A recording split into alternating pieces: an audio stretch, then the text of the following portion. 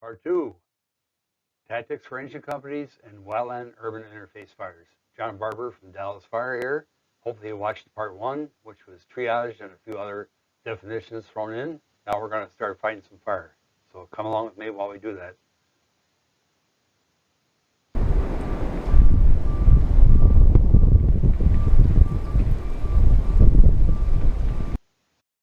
A common question is, what engine types are best suited for wildland urban interface assignments? There's two that are most commonly used. The Type 3 engines are very versatile. They can handle a variety of calls besides wildland fires, structure fires, vehicle fires, medical aids, etc.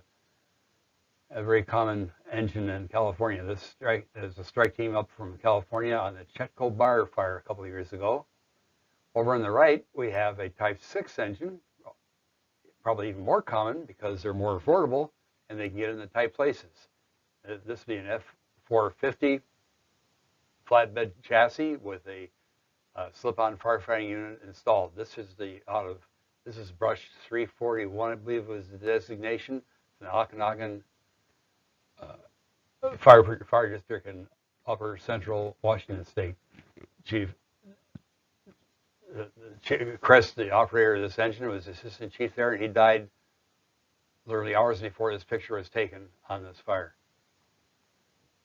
outside of the engine.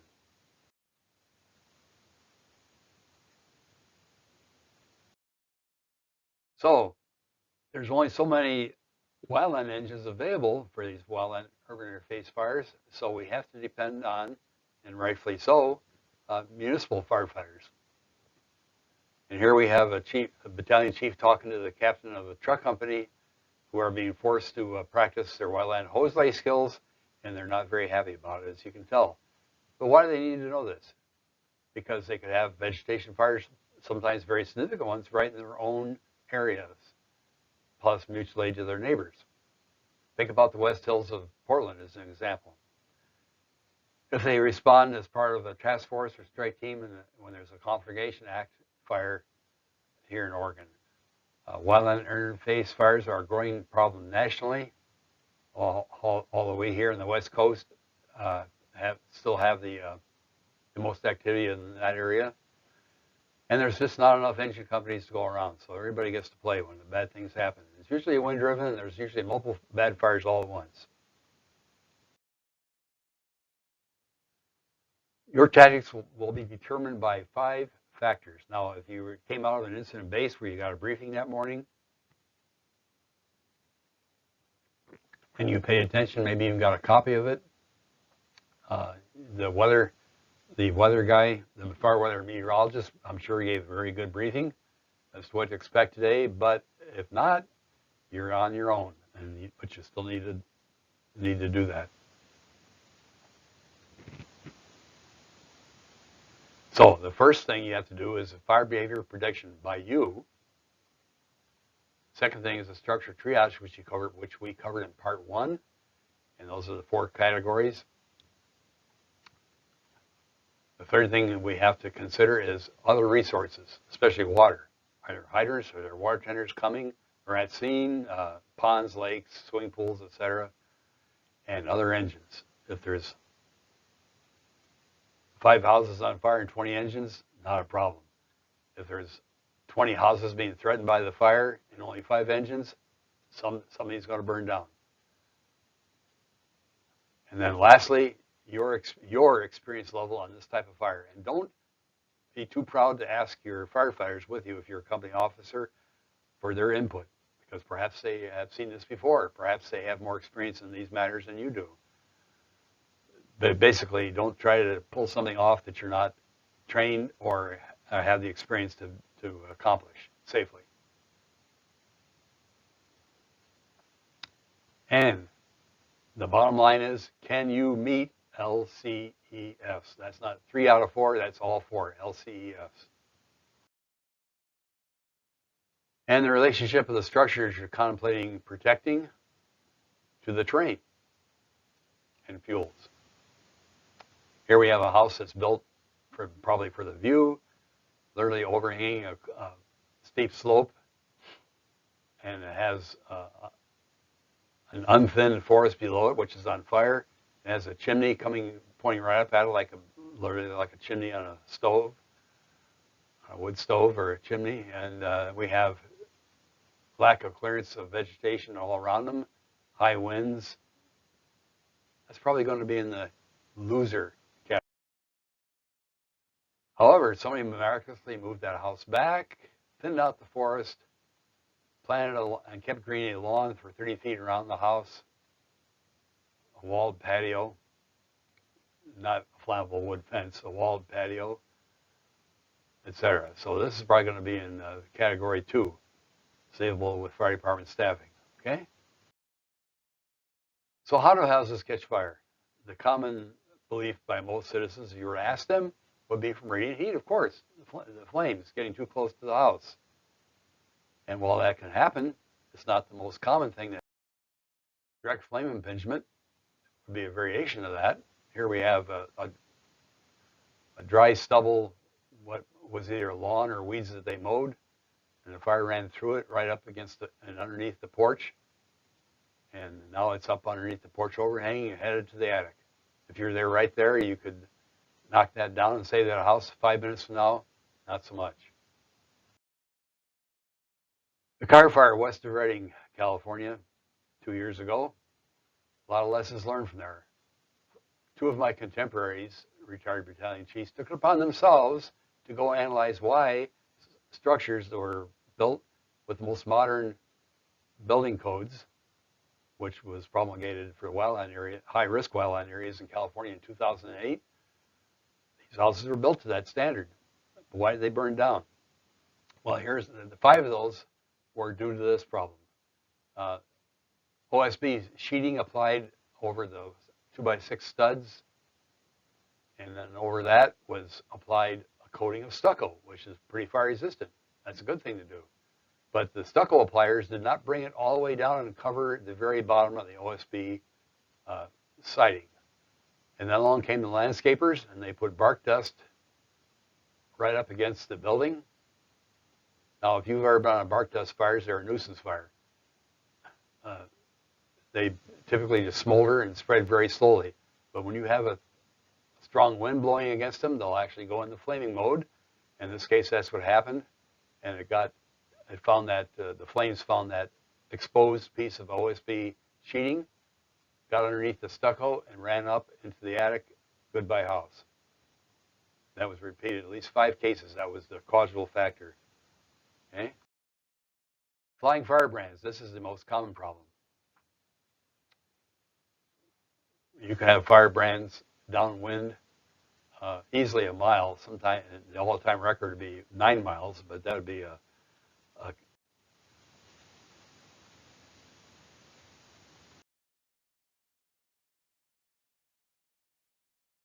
just a reminder from you. We already covered this in part 1, but just as a reminder, the 4 categories, which you will find on page 14 and 15 in your IRPG, which I'm sure all of you have in the pocket of your Nomex shirt, along with a notepad and a pen or pencil. At any rate, it's a great resource. Use it. The 4 categories, LCES. Attainable, yes. Standalone and savable.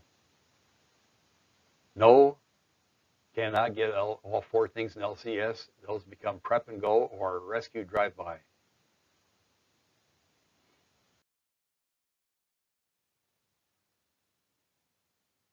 So what factors make something a rescue drive-by or a loser?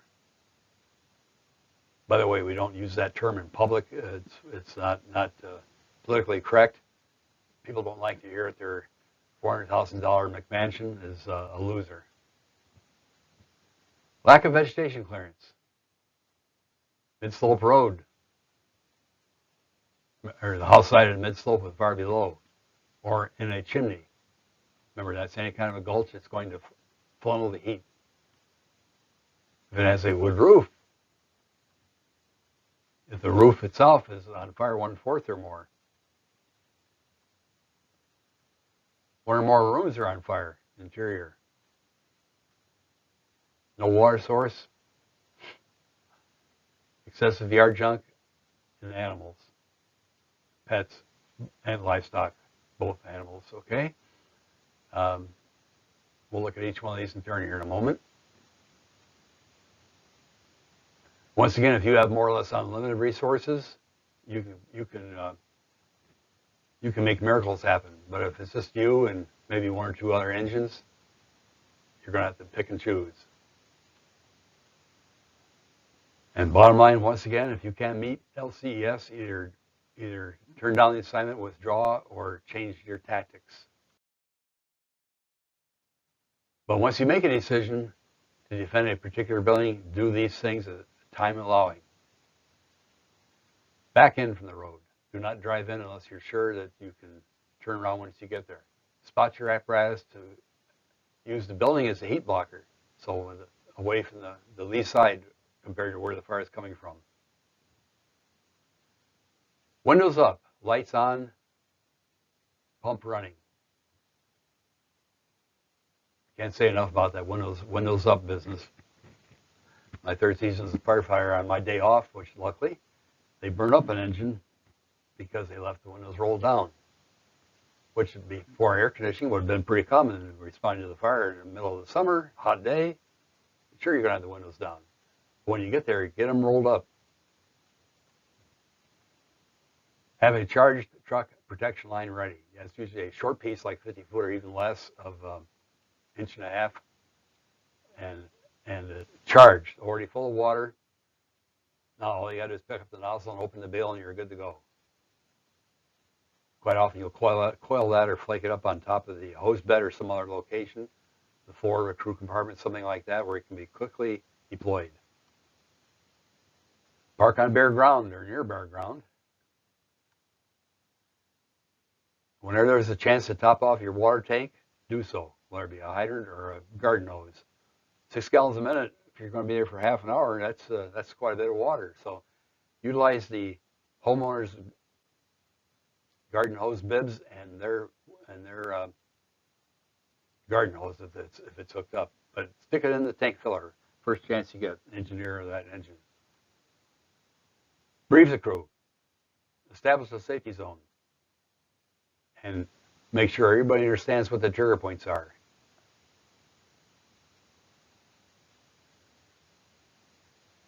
If appropriate, lay out hose lines, but keep them short, no more than 200 feet each. Gas off, so LPG or natural gas, either whichever. If they have gas service, turn it off. Electricity, leave it on. Because if it's a rural building or a rural residence, it might have a well pump. And if you shut off the breaker to that, you won't have any water. Also, if it has an old-fashioned swamp cooler, you want to be able to keep the water circulating in those pads.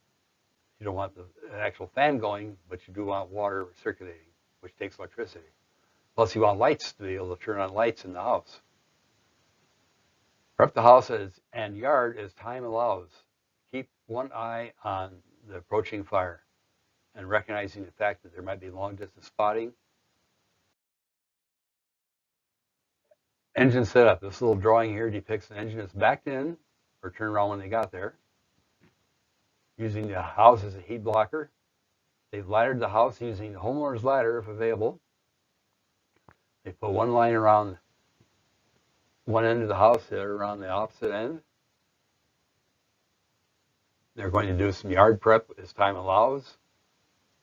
Notice there's a propane tank off to our right. They're probably going to turn off that valve and maybe clear, if it's not already bare ground, clear around that tank, or foam it if that's most expedient. But keep it from catching fire, not catching fire, but having heat get underneath it. So here we have an engine with charge protection line hooked up, charged. All you got to do is pick up the nozzle and squirt water. You're good to go. And here we have another engine on a different situation that's backed in from from the last turnaround. An alternative that would be to send somebody on foot on the radio ahead of you and report saying, yeah, come on up, it's okay, or no, back up, or just don't come at all. It's too dangerous. Whatever is appropriate response. Prepping the structure. Once again, this is time dependent. Evacuate people who are at risk. You can no longer say, like in the old days, women and children, get out of here, leave now. No, that's not going to fly. So able-bodied adults who can help should be allowed to stay and protect their own property. But they insist that they be properly dressed and will follow the directions. Talk very sternly to them, saying, we recommend that you leave now, but if you insist on staying, I want you to follow my orders and directions. And they don't care who you are. If you're wearing a yellow shirt and a hard hat and come in something resembling a fire vehicle, you're the authority. They're going to look to you for guidance. So cover all the openings. Doors, windows, vents. Unlock exterior doors. What do city people do when they go to town, go to work, go to school, whatever? They lock all the doors, right? No, we want to be able to get in that house as our place of refuge if we need to in a hurry. So make sure that all the exterior doors are unlocked so you can get in there quickly. Plus, you got to go in and do some prep inside there. Shut off the gas, but leave the electricity on. Close all interior doors. That'd be like the bedroom doors. Remove drapes if they're the gauzy kind of drapes. If they're heavy drapes, that's a good thing. Pull them shut. Venetian blinds, close the blinds. Keep radiant heat and sparks and embers out of the interior of the house. Turn off the air conditioning. If it's a swamp cooler, once again, the old-fashioned using those fiber pads, leave the pump running, but shut off the fan part of it. Turn on the porch light and a few other interior lights. And you're going to say, well, hey, it's 1400 in the afternoon. Why do I need lights? Because when the fire gets there and the smoke, it's going to be more like midnight. You need to be able to find those doors. Now, if you have lots of time, now you can go back out to the exterior. Ladder the roof with the owner's ladder. Check gutter for leaves and pine needles. Now that we're carrying leaf blowers on the engines, at least when they're deployed into the conflagration mode, that's a good, quick way of taking care of that stuff on the roof.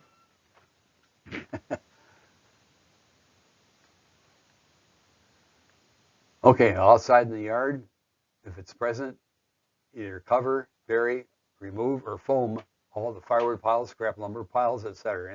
Any debris piled up outside. Either get it away from the building, foam it, or bury it. Clear around. Now this is the propane tank. Clear around it or foam around it. And of course, you've already shut it off. Fill all the buckets that you can get your hands on, garbage cans, etc., with water. The tub inside the house, fill with water. Sinks, anything, the whole water. Now, just a minute, there's garbage in these garbage cans. Yeah, that's right. Dump it all one big pile away from the house. Or in the house if you want to, in the garage, that'd be okay. But then fill it up with water from their domestic water source. Garden hoses. Lemon ring trees. If it's in a forest setting, you're going to have trees pretty close to the house. And limb them up as far as you can safely reach with your saw. And then take a scraping tool like a McCloud or a shovel or something and ring around them. If there's utility poles, power, electricity, etc., you might want to ring around those as well. Any lawn furniture out in the yard or on the patio, etc., move them indoors. Park civilian cars with windows up, keys in ignition, headed out, pointed out, in the garage preferable. And then lastly, as far as civilian cars in the building, close the garage door and disable the auto door opener. Pull that red cord with the T-handle because there won't be any electricity to run it with. Once the fire gets there, a good chance you won't be able to open it except manually, so disable it. On the Tubbs fire 3 years ago in Sonoma County, California, there were a lot of elderly people that died in their garages or their homes because they did not get proper evacuation notice, and or they waited too long and they decided to use their car and drive away out of their garage like they do every other day, and they couldn't get the door open because power had failed. The electricity had failed already for the whole area. And they either did not know how to disable that garage door and do it manually, or they didn't have the physical strength to do that. It's a pretty heavy lift. Okay, what do we do about trees all around the house? Some crews want to cut them down as much as possible. They enjoy cutting trees down.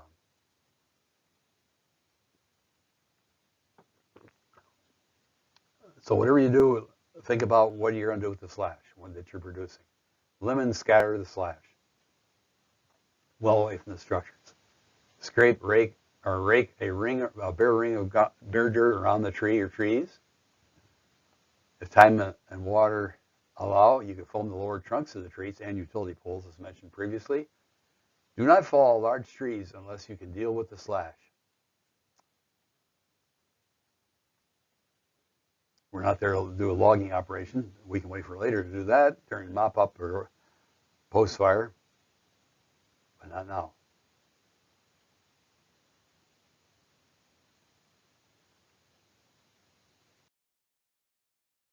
Do not waste water. Here we have a picture of a lady in normal summer attire up on the roof of her house. I'm guessing that she probably got there from a bedroom window upstairs, and she's using a garden hose to wet down a comp roof, which does not need to be wet down because it has natural fire resistance. Plus, if everybody on that block at 6 gallons a minute per garden hose were to turn on one or more garden hoses, pretty soon the residual pressure in the water main is going to drop considerably. So it's something that people, I'm doing something, but emotionally it's good for them, but it's bad business. If there's foams or gels available, that's good. And lastly, do we have the responsibility to direct the civilian? You might tend to ignore her, but no, you need to remember, the fire department is there to protect life and property. And so her life is in jeopardy if she stays out there like that. So at this point, I would say to her, ma'am, let me get your attention here. Shut off your hose a minute. Listen to me. How did you get on the roof? Through that window over there? Good. Go back down the way you came and come out in the yard. I want to talk to you. Leave the hose turned off. Come on down here. And at that point, we'd tell her if she wants to stay and decides to stay, that's her business. But you need to be able to follow directions. The directions would be get rid of the beach attire, go in and put on long sleeve shirt and pants, real shoes, hat if you got it, and gloves. And report back to me and listen to what I'm going to tell you. So the fire department wasted water. Here we have, this is out southeast of Denver a couple of years ago, a rural large lot subdivision in which a fire starts down slope from where the houses are, and the responding engine company, wisely or not, doesn't go right to the fire, but they decide to squirt some water in its direction, like they're going to scare it to death, I guess. So was that an appropriate use of their water? Probably not, right? Maybe a few drops might reach the heel of that fire, but not much. But is there ever a justification for use of master streams on a vegetation fire? Not the structure itself, but on the natural fuels. And the answer is yes. I've had a couple of occasions where, especially if the engine has only a couple of people on it, and when you pull up, you're confronted with a couple of trees or arborvitae hedges or something of that nature torching out. No time to stretch pre-connects even. Hit it with the deck gun, a couple of blasts, get control of it again, and then shut that water off, and then go to your normal hose lines. So yes, there are occasions where that's the appropriate thing to do. One other situation I observed was a fire burning in a chimney coming up towards the mid-slope road, and there was an engine, a Shasta County Volunteer Fire Company engine, parked there right at the muzzle of the shotgun, and of course it got burnt. That was wildland engine. Had it been a structure engine, they could have backed up a little bit and used the deck gun and wet down the vegetation adjacent to the road before the fire down that chimney got to it, and probably would have saved, kept the, like a 10-acre fire at 10 acres or something closer to 500 that eventually became. Okay, dealing with, once again, more dealing with civilians. So here we have a Paul Coombs cartoon in which the irate, self-justified homeowner is telling the firefighter, evacuate from the wildfire, but I'm the only one engaged. He's the only one he's endangering is himself. And the firefighters tell him, no, not exactly. There's all of us that you're endangering, because when your tail end is on fire, we're going to have to come and do something about it and rescue you. And now we're putting ourselves in jeopardy because of your stubbornness, not wanting to leave. So what's the law in Oregon, and probably most other states very similar? We can only force people to leave when the governor has declared an emergency.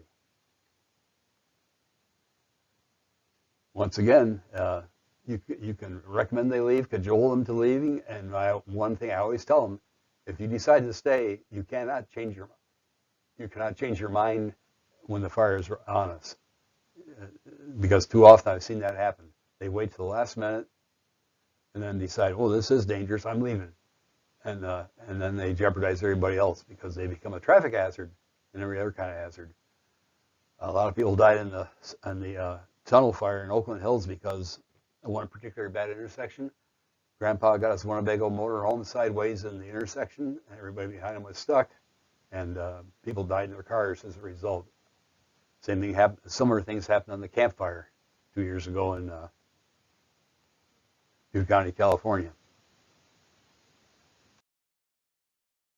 People and their animals. People love their animals, and so do I. Horses, dogs, etc.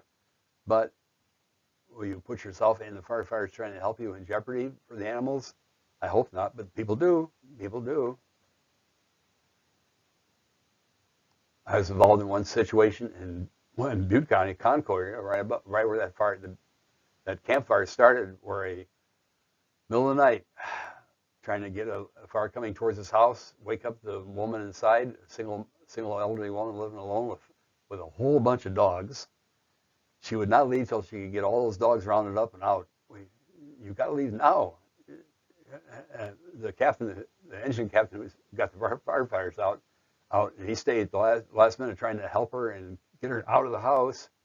He ended up by having to bail. His escape was through a window to get outside because he was cut off in the normal doorway, and she and the dogs perished inside the house.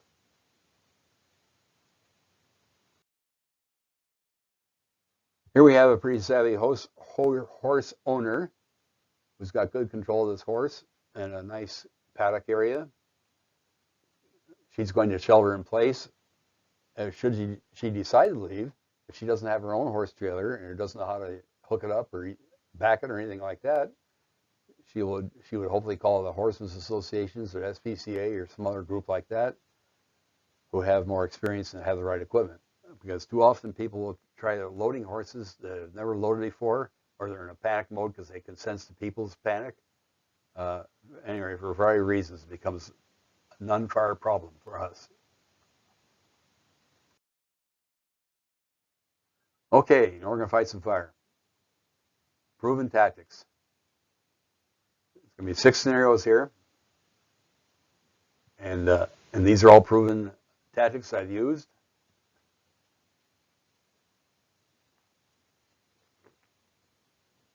Remember the fire department motto: we'll risk a lot to save a lot. That's lives. We'll risk a little bit to save property or resources. We'll risk nothing to save what is already lost. That covers everything. All fires, not just wildland fires, structure, but all fires. Applies here too. If you cannot establish LCES, either change your strategy or refuse the assignment.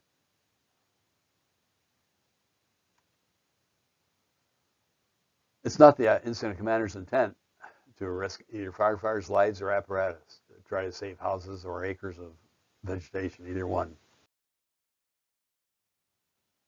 So you're going to be using one of 2 modes on these 6 scenarios. The first possible one is called bump and run.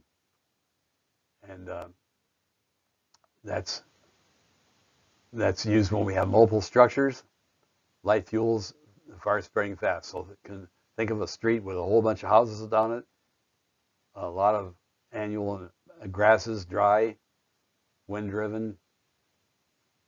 If you can keep up with the fire, keep ahead of the fire, that's called bump and run.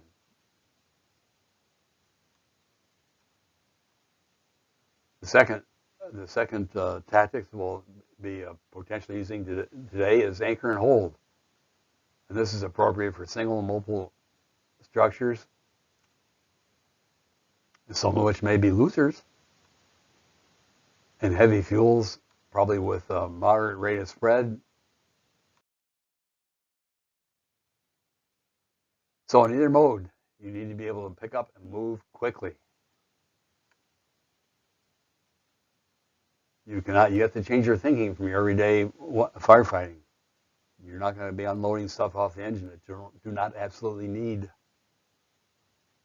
So no time for long hose stretches. No time to reload crossways. Forget the crosslays, unless you're fighting the structure fire itself. Definitely no large diameter hose and ladders. Nix on ladders. Try to use the homeowner's ladder if one is available.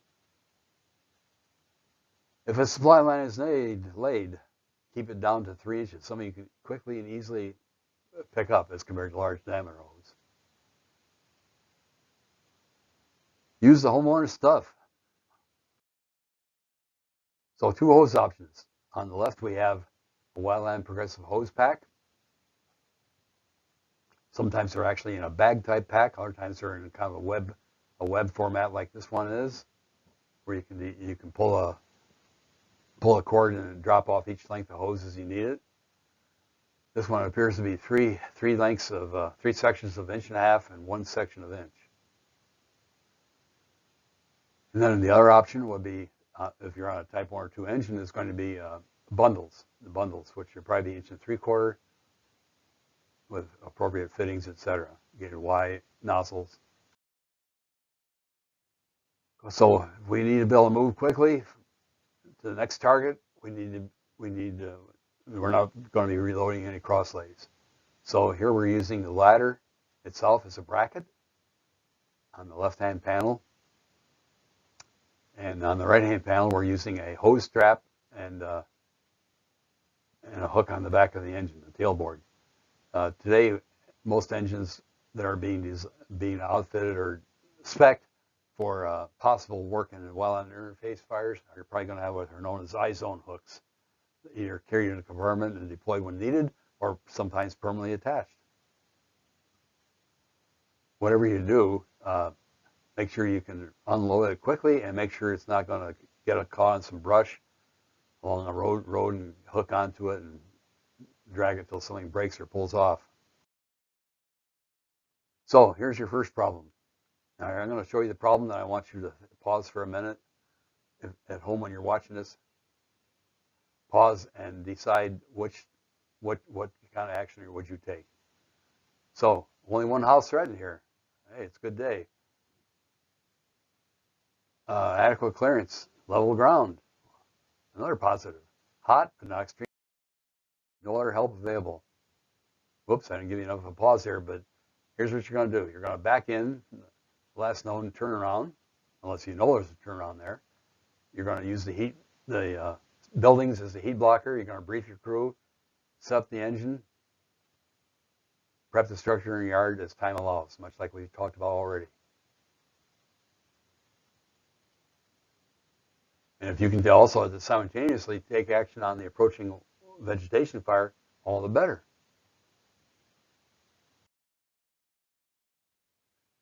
Problem 2 is very similar to 1, except you have 3 houses, fire approaching from the backyard, so to speak, of the houses.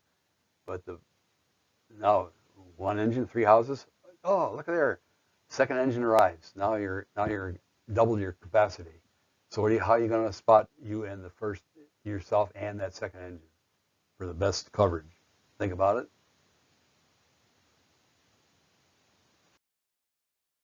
And here's one possible solution, and that is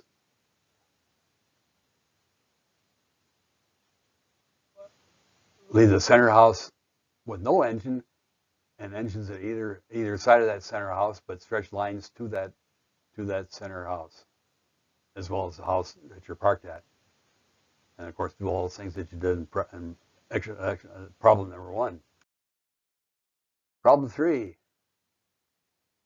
a moderately intense surface fire approaching a wood-roofed, poor clearance house. Basically, it's possibly a loser or potentially a loser, but we'll see what we can do here. The house next door, on the other hand, newer construction, good clearance, good access, etc. So it's you, a single engine company, but you got a full tank of water and a crew of 4 people. That's a good thing. What's going to be your solution? How are you going to? Your primary goal is to protect that savable house, but what about the house next door? Can you do anything to help out?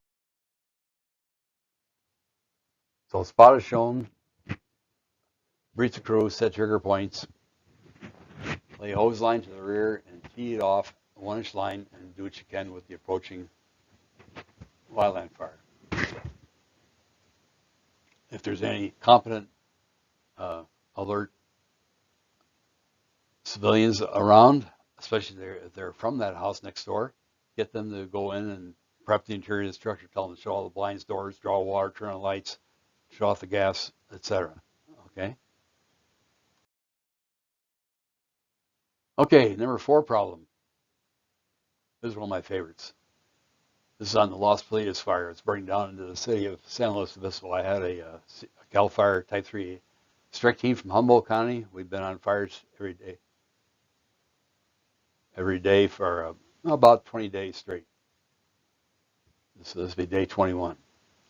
So we have a ridgetop cul-de-sac with 4 high-value homes spotted all around that cul-de-sac, and it drops off into the brush on all sides of that cul-de-sac.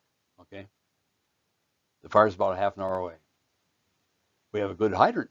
Notice the hydrant there on the left by house number 8. And lo and behold, this is first thing in the morning, like 6 a.m. in the morning when we're getting set up. A retired, but it's still very physically fit, male homeowner comes out of his house at house A and says, what can I do to help?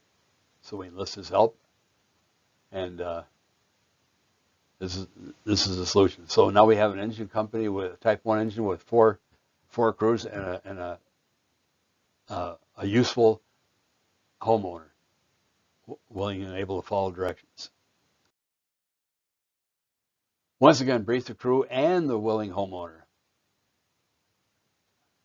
Now, remember I said about hydrants, but in this case, take advantage of that hydrant. So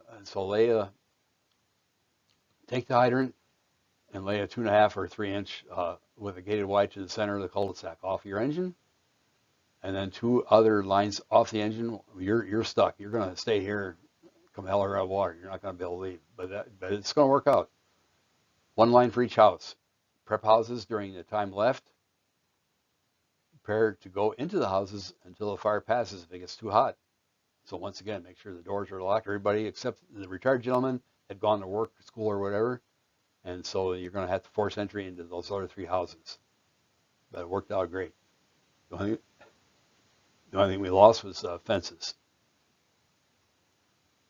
and 1 garden shed.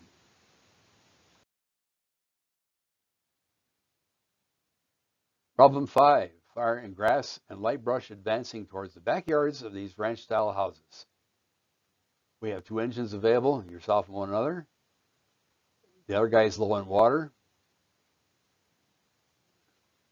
It's rolling to level terrain. You can drive, even 2-wheel drive just about any place you need to or want to. So what's the solution here? Once again, just like every other kind of firefighting, if we can deal with the threatening fire and keep it out of the unburned part of the whatever house, that's a plus. So here we breached or found the gate or breached the fence somehow, drove both engines and the one had to quickly refill in the swimming pool. Probably threw a floatal pump in there and quickly fired that baby up and got a line going and topped off his tank. And now they're both going to go out there and split and go in opposite directions, doing a direct attack on that approaching grass and light brush fire.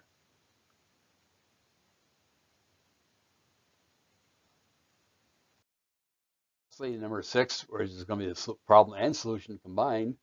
Here we have a fire that's in the attic, just barely getting into the attic on a house. One company at the scene.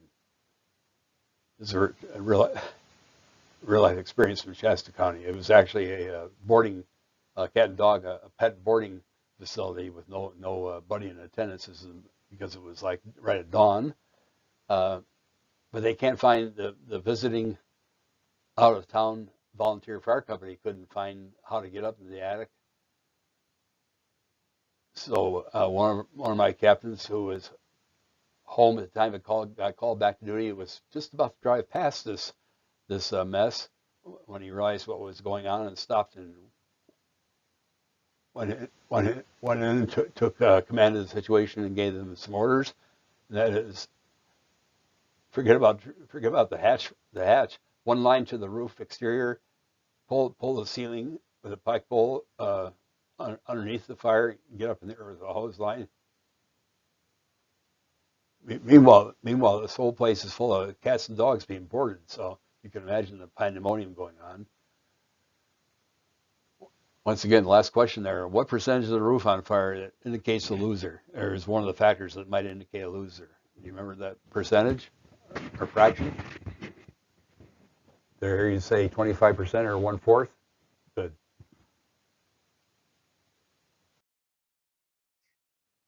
Two other case studies here. And then one or two more slides and we'll wrap this all up.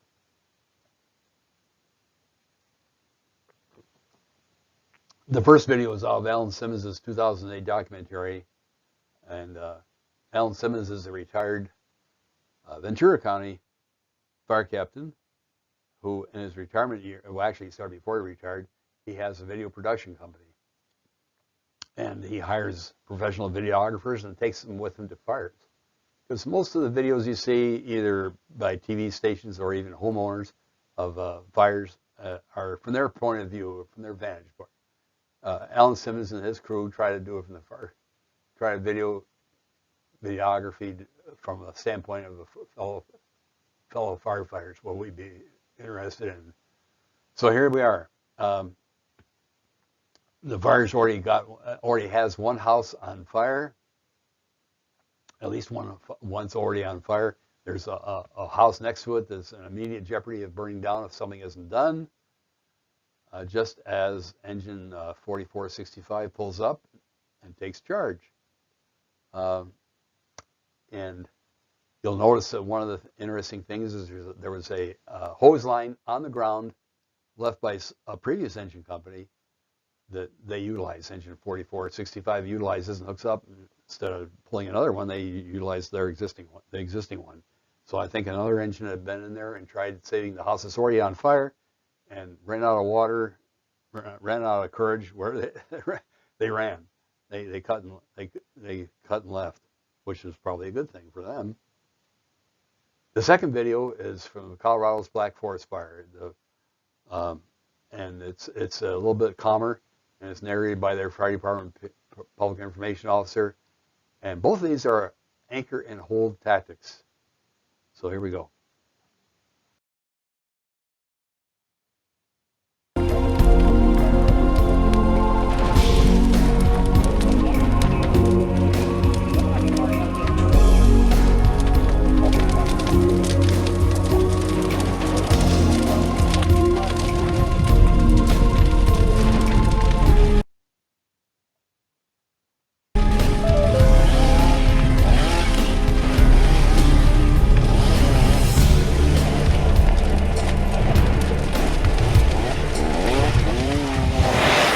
Remember I said north east coming bigger than 3 inches.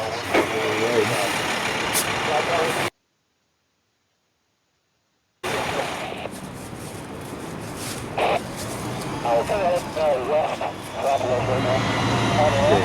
clothes on.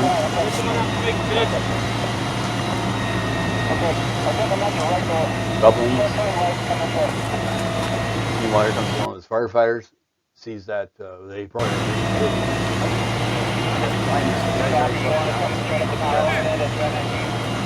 getting that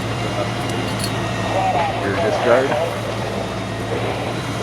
Tank water like it's fighting cancer.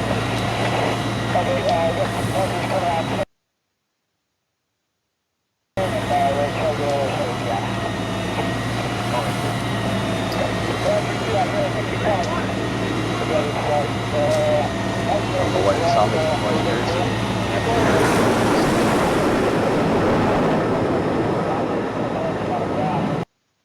there's probably a strike team leader. No, that's ME! This is good to save this house. We're good now, man.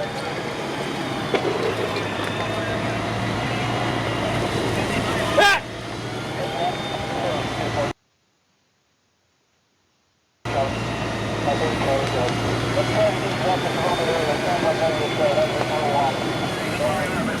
Out inside, sent a couple of firefighters inside. The homeowner left the garden hose and also a pretty desperate attempt to save their house, isn't it? No, see, it's great. A lot of somebody else.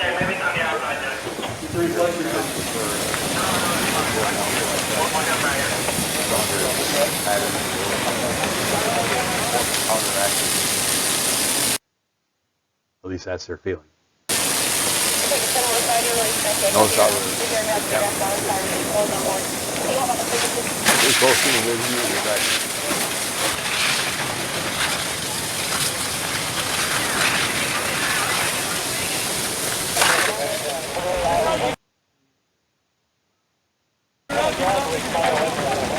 Checking with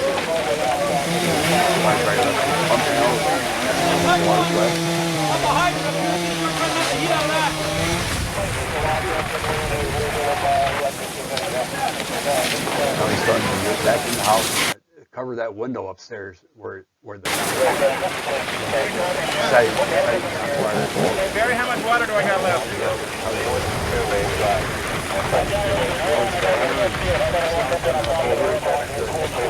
Hey, what you put in that window? Okay. You ever able to nail it? Can you find any nails or anything to nail it on? Help driving. No, see if you can find hooks, you can find some nails or a dresser put on there for everyone to go away, okay?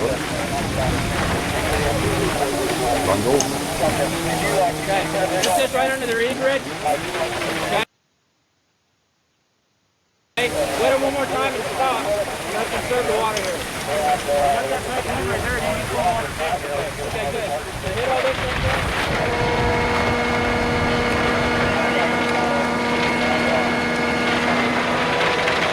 Notice how dark it is. That's why you want to leave your lights on, both the house you're protecting.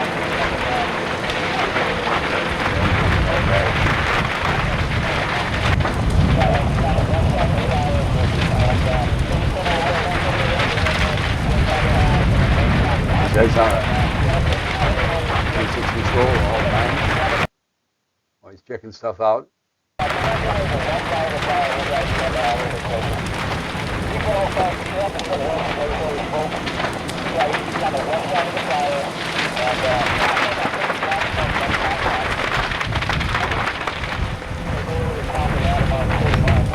Okay, let's take a look at the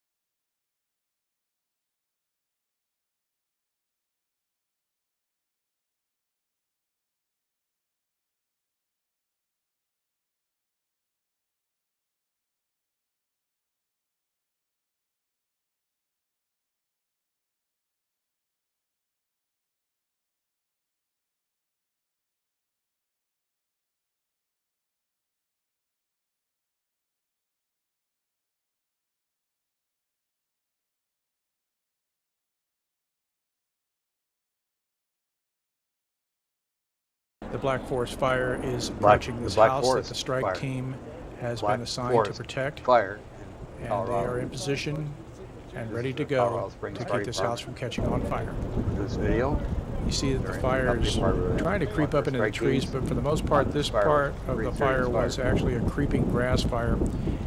Okay, the firefighter is now managing the fuels here by raking them up so they don't travel into the mulch area. And our crew is trying to do everything they can to manage the property here.